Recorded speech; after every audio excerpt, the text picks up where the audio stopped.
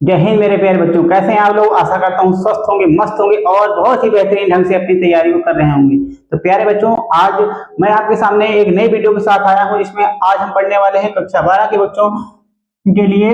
इसमें इंग्लिश से संबंधित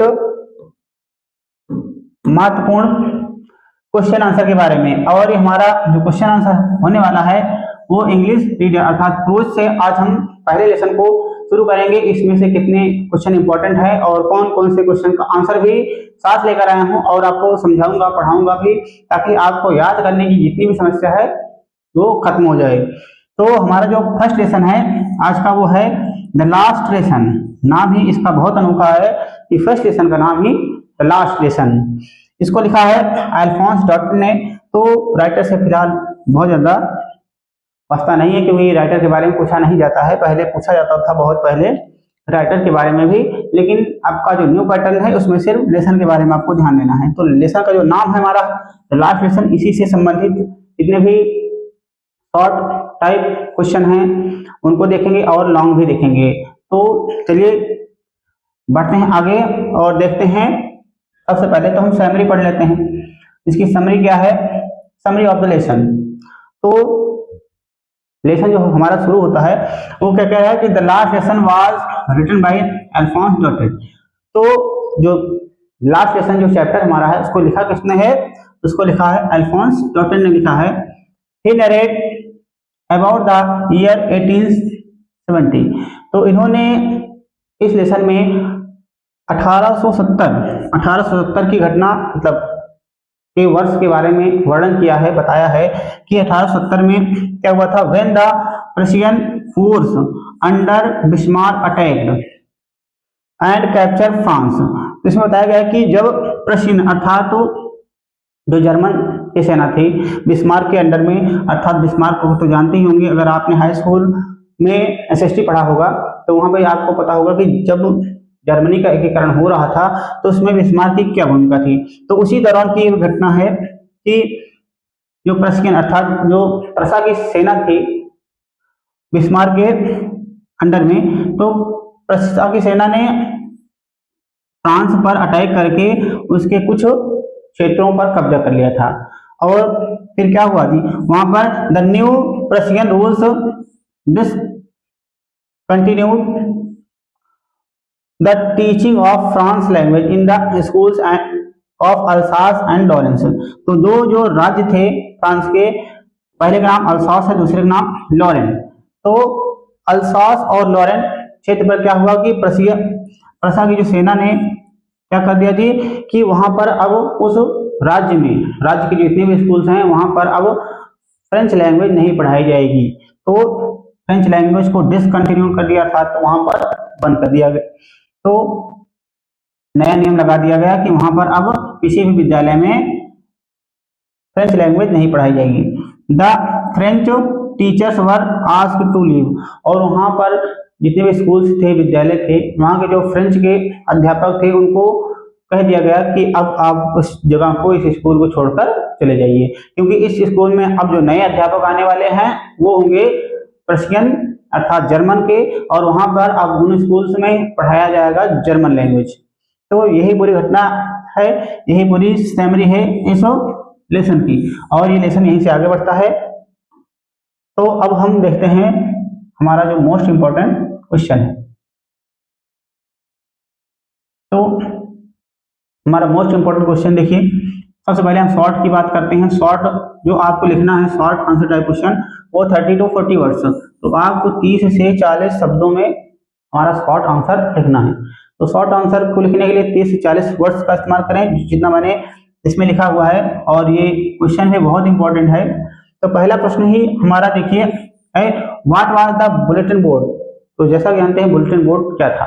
तो बुलेटिन बोर्ड इसमें लिखा है कि बुलेटिन बोर्ड क्या था, हाउ वाज इट इम्पोर्टेंट, और इसका महत्व क्या था, मतलब इसका महत्व बताइए और बुलेटिन बोर्ड के बारे में बताना है आपको। तो ये प्रश्न जो है अपने आप में बहुत ही ज्यादा महत्वपूर्ण प्रश्न है। तो प्यारे बच्चों, इसको बिल्कुल भी इग्नोर ना करें, क्योंकि ये एग्जाम में जरूर से जरूर पूछा जाने वाला है।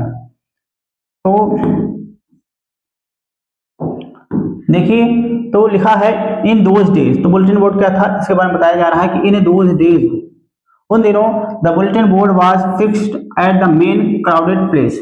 उन दिनों क्या था कि बुलेटिन बोर्ड को जहां मुख्य जनता होती थी अर्थात जनता जहां ज्यादा होती थी वहां पर कहीं एक मेन प्लेस पर इसको क्या कर दिया जाता था, फिक्स्ड कर दिया जाता था अर्थात लगा दिया जाता था, जैसे कोई बोर्ड था। और was only medium to convey the message and news to the common mass, अर्थात जो साधारण लोग रहते थे, साधारण जनता थी, उन तक कोई संदेश या समाचार पहुंचाने का यही एक क्या था, एक माध्यम था।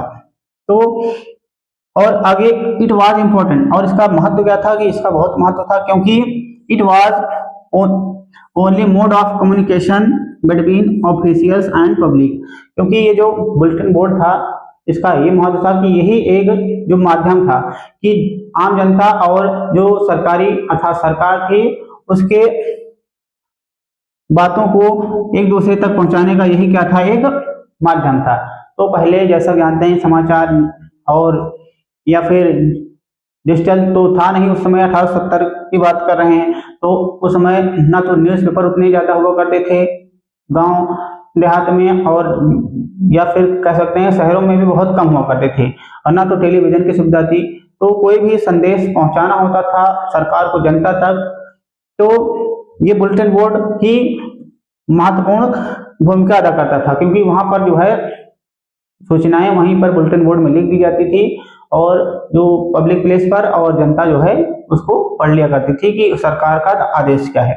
तो ये बुलेटिन बोर्ड वाला जो क्वेश्चन है ये अपने आप में बहुत ही इंपॉर्टेंट प्रश्न है, तो इसको जो है जरूर याद कर लीजिए, ये हमारा प्रश्न बहुत ही इंपॉर्टेंट है।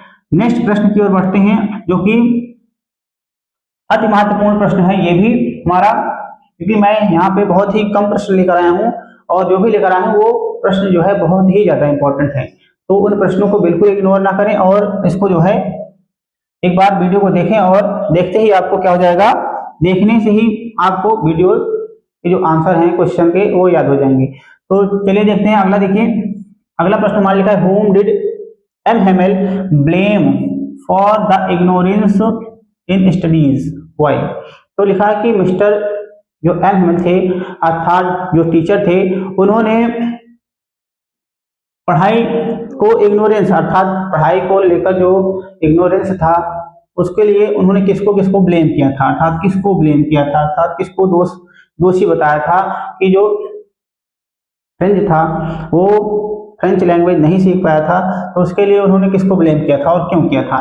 तो बताना है कि एम हेमेल ने किसको ब्लेम किया था स्टडीज को इग्नोरेंस करने के लिए, अर्थात इग्नोर करने के लिए, नजरअंदाज करने के लिए कि किसको किसको ब्लेम किया था। तो चलिए देखते हैं, ये हमारा प्रश्न जो है काफी इंपॉर्टेंट प्रश्न है। तो इसमें देखिए लिखा है firstly for the ignorance in studies.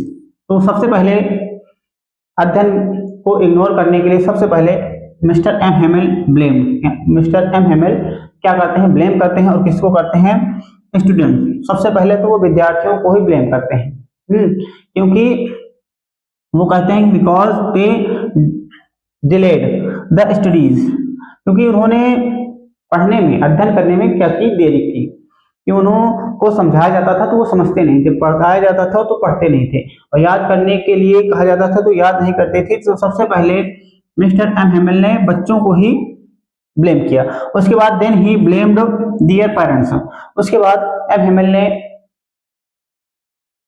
किसको ब्लेम किया, उनके बच्चों के पेरेंट्स को, अर्थात बच्चों के जो माता पिता थे उनको ब्लेम किया, और कहा कि who preferred them to work on a farm और एट द मिल्स, कि उन्होंने कहा कि उनके माता पिता की भी कमी है कि उन्होंने अपने बच्चों को पढ़ाने के बजाय वो ज्यादा प्रेफर करते थे कहाँ पर काम करने के लिए, किसी फार्म में या फिर किसी मिल्स में, किसी फार्म या मिल्स में काम करने को जो है ज्यादा पसंद करते थे अपेक्षाकृत पढ़ाने के बजाय। तो सबसे पहले उन्होंने बच्चों को ब्लेम किया कि वो खुद ही उनकी गलती है कि उन्होंने पढ़ा नहीं। उसके बाद उन्होंने मिस्टर एम हेमेल ने किसको ब्लेम किया जी, उसके बाद उनके पेरेंट्स को किया, उसके बाद and then he blamed himself too, उसके बाद अंत में उन्होंने अपने आप को भी ब्लेम किया कि बच्चों इसमें मेरी भी गलती है कि आज आप जो है फ्रेंच लैंग्वेज नहीं सीख पाए हैं, तो इसमें मेरी भी गलती फॉर गिविंग देम हॉलीडेज, क्योंकि वो क्या करते थे, स्कूल के दिनों में स्कूल चलते हुए स्कूल के समय जो है वो बच्चों को छुट्टी दे दिया करते थे, ठीक है। इसलिए क्योंकि उनको जाना होता था, फिशिंग का शौक था फिशिंग करने के लिए, तो वो बच्चों को क्या कर देते थे, छुट्टी दे देते थे। तो उन्होंने देखा आपने इस प्रश्न में उन्होंने 3 लोगों को ब्लेम किया, तो बच्चों को सबसे पहले, उसके बाद उनके पेरेंट्स को, उसके बाद उन्होंने स्वयं को भी ब्लेम किया। तो ये प्रश्न अपने आप में बहुत इंपॉर्टेंट है, तो इसको आप जो है बिल्कुल भी इग्नोर ना करें। नेक्स्ट प्रश्न हमारा है, अगला प्रश्न जो कि काफी शानदार प्रश्न है, लिखा है, ये प्रीवियस ईयर्स में आया भी क्वेश्चन है, मतलब ये जितने भी आपको बताए हैं ये सारे प्रश्न प्रीवियस ईयर्स में आए हुए हैं। What did M Hamel say about the language and its important. तो आपको बताना है कि एम हेमेल ने, जो के टीचर थे एक, उन्होंने जो फ्रेंच लैंग्वेज थी अर्थात लैंग्वेज के बारे में क्या बताया और इसके महत्व के बारे में, अर्थात फ्रेंच लैंग्वेज के बारे में उन्होंने क्या बताया था और उसके महत्व के बारे में क्या बताया था, उसके बारे में आपको लिखना है। तो आप कैसे लिखेंगे इसको, आपको लिखना है कि M Hamel said, M Hamel ने कहा कि that he French language was the most beautiful language in the world. उन्होंने कहा कि जो फ्रेंच लैंग्वेज है वो दुनिया की सबसे सुंदर भाषाओं में से एक है।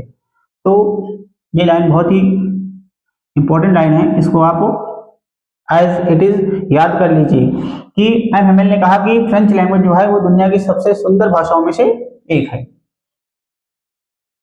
इट वॉज द क्लियरेस्ट, और ये बहुत ही स्पष्ट भाषा है।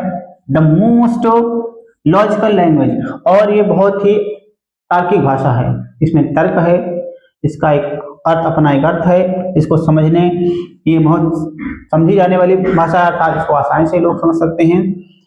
ही फर्दर, उसके बाद उन्होंने आगे कहा, सेड की said that they must guard it among them, और आगे मिस्टर एम हेमेल ने कहा कि हमें इसकी जो है सुरक्षा करनी चाहिए। among them मतलब उनसे, अर्थात जो हमारे दुश्मन हैं, अर्थात जो पर्शियन सैनिक हैं, पर्शियन लोगों से फ्रेंच लैंग्वेज की क्या करनी चाहिए, सुरक्षा करनी चाहिए। एंड नेवर फॉरगेट इट, और हमें अपनी भाषा को अर्थात फ्रेंच लैंग्वेज को कभी भूलना नहीं चाहिए। तो एम हेमेल ने अपने स्टूडेंट्स के सामने ये बातें कही कि फ्रेंच लैंग्वेज जो है दुनिया की सबसे सुंदर भाषा है, लैंग्वेज है। उसके बाद उन्होंने कहा कि हमें इसकी रक्षा करनी चाहिए और इसे कभी नहीं भूलना चाहिए, क्योंकि ये बहुत ही ज्यादा स्पष्ट भाषा है और मोस्ट लॉजिकल लैंग्वेज है, ठीक है। तो ये प्रश्न बहुत ही अच्छा प्रश्न है, बहुत इंपॉर्टेंट प्रश्न है, और इसका जो आंसर मैंने लिखा है इतना इजी लैंग्वेज में लिखा है कि आपको, अगर आपने वीडियो देख लिया तो आपको ये आंसर अपने आप याद हो जाएगा और आप एग्जाम में आसानी से लिख पाएंगे। आगे बढ़ते हैं और अब हम बढ़ते हैं इस प्रश्न के लॉन्ग आंसर की ओर, लॉन्ग क्वेश्चन टाइप आंसर की ओर। तो हमारा जो अगला प्रश्न है वो लॉन्ग होने वाला है, लॉन्ग आंसर टाइप क्वेश्चन, और इसको आपको लिखना है 80 वर्ड्स में, 80 वर्ड्स में लिखना है। तो एग्जामिनर वर्ड्स गिनता नहीं है, तो प्यारे बच्चों इसको आप जो पेज है, एक पेज पूरे एक पेज में लिखिए, जो है कम से कम 12-15 लाइन आराम से, तो 80 वर्ड्स आराम से हो जाएंगे आपके। अगर 12 भी लाइन लिखा है आपने, ठीक है, तो 80 वर्ड्स हो जाएंगे। तो देखते हैं इसका जो लॉन्ग क्वेश्चन क्या है। Why was French running towards school, आपको बताना है कि जो फ्रेंच, छोटा फ्रेंच था, नन्हा फ्रेंच स्कूल वो जा रहा था, दौड़ते हुए क्यों जा रहा था। Why was French running towards school, वो स्कूल की ओर दौड़ता हुआ क्यों जा रहा था। दैट डे मतलब उस दिन, अर्थात उस दिन जो है फ्रेंच जो है दौड़ता हुआ स्कूल क्यों जा रहा था। What did he notice during the way, उसने जाते समय रास्ते में क्या नोटिस किया, अर्थात उसने क्या ध्यान दिया, रास्ते में उसको क्या दिखाई दिया, तो इसके बारे में बताना है। अगर आपने लेसन को पढ़ा होगा तो इसकी हिंदी तो आपको पता ही होगी कि वो दौड़ता हुआ क्यों जा रहा था और उसने रास्ते में नोटिस क्या किया था। लेकिन अगर नहीं पता है तो मैं आपको बता रहा हूँ कि आखिर हुआ क्या था, क्यों दौड़ के जा रहा। दैट डे, उस दिन क्या हुआ जी, French was running towards the school, उस दिन फ्रेंच जो है स्कूल की ओर दौड़ता हुआ जा रहा था, अर्थात स्कूल जो है दौड़ता हुआ जा रहा था। बिकॉज मीन्स क्योंकि, इसका क्या रीजन था, इट वॉज वेरी लेट, क्योंकि sorry he was very late, क्योंकि वह बहुत देर, मतलब उसको बहुत देर हो रही थी स्कूल, अर्थात स्कूल का समय हो चुका था, लेकिन वो रास्ते में ही था, इसलिए वो बहुत तेज दौड़ते हुए जा रहा था। And was in great dread of a scolding, और उसको डांटे जाने का बहुत ज्यादा डर था। तो आपको ड्रीड भी होता है डर या भय, तो उसको वो लेट हो रहा था और उसको डांटे जाने का जो क्या था जी, बहुत ज्यादा डर था कि उसके अध्यापक उसको डांटेंगे, इसलिए वो दौड़ता हुआ जा रहा था। तो आगे बढ़िए, आगे बढ़ते हैं। तो आगे लिखा कि actually his master M Hamels had said, और दूसरी बात क्या थी, actually his master M Hamel said, उनके जो अध्यापक थे, फ्रेंच के जो अध्यापक थे mister M Hamel had said, उन्होंने कहा था दैट कि he would question them on participles, कि एम हेमल ने कहा था कि बच्चों से कि वो जो है पार्टिसिपल्स पर जो है उनसे, अर्थात उन बच्चों से जो है फ्रेंच से, अर्थात फ्रेंच से स्टूडेंट से, और जो भी स्टूडेंट थे उनसे जो है पार्टिसिपल पर क्या करेंगे, क्वेश्चन करेंगे, अर्थात उन्होंने होमवर्क दिया था पार्टिसिपल को याद करने के लिए। तो एंड फ्रेंच डिड नॉट, और क्या था जी, फ्रेंच को did not know the first word about them, और फ्रेंच को तो उसका पहला अक्षर भी याद नहीं था, अर्थात पार्टिसिपल का फर्स्ट लेटर भी उसको नहीं याद था, अर्थात उसने याद ही नहीं किया था, और इसका भी डर था उसको, इसलिए वो जो दौड़ते हुए जा रहा था।